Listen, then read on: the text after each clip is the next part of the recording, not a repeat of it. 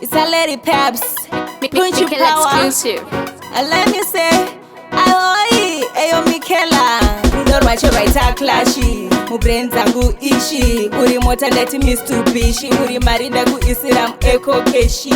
Wakanyanya ndiwono itansegerere sakarangu ribudikire vamwe vese panze ndivafarire wata life yenderere kandisiya ningaridze mere ungaite ndisungirire unoita nsegerere sakarangu ribudikire vamwe vese panze ndivafarire wata life yenderere kandisiya ndingaridze mere ungaite ndisungirire pfungwa dzangu dzakutenderera murudo kuita kundisundidzira semoto ndaramba ndichikuchidzira farado usasovhura moyo walady peps wakatora gara nawo sasodzora uise pakanaka usasemura kana vana chakuberekera mbacha nchakuainira hama dzako nchakuchengetera ndarasika unondiradza nzira tembo makandikoshera ndiwonoita nsegerere saka rangu ribudikire vamwe vese panze ndivafarire wata life yenderere kandisiya ningaridze mere ungaite ndisungirire unoita nsegerere saka rangu ribudikire vamwe vese panze ndivafarire wata life yenderere kandisiya ndingaridze mere ungaite ndisungirire pfungwa dzangu wakonzeresa nekukufunga wandipa basa lady peps wadzikabisa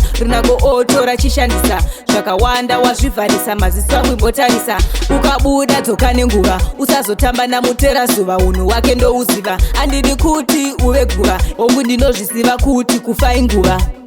ndiwonoita nsegerere saka rangu ribudikire vamwe vese panze ndivafarire wata life yenderere kandisiya ningaridze mere ungaite ndisungirire unoita nsegerere saka rangu ribudikire vamwe vese panze ndivafarire wata life yenderere kandisiya ndingaridze mere ungaite ndisungirire pfungwa dzangu dzakutenderera murudo kuita kundisundidzira semoto ndaramba ndichikuchidzira farado usasovhura moyo walady peps wakatora gara nawo sasodzora uise pakanaka usasemura kana vana nchakuberekera mbacha nchakuainira hama dzako nchakuchengetera ndarasika unondiradza nzira tembo makandikoshera ndiwonoita nsegerere saka rangu ribudikire vamwe vese panze ndivafarire wata life yenderere kandisiya ningaridze mere ungaite ndisungirire unoita nsegerere saka rangu ribudikire vamwe vese panze ndivafarire wata life yenderere kandisiya ndingaridze mere ungaite ndisungirire ndiwe Alexi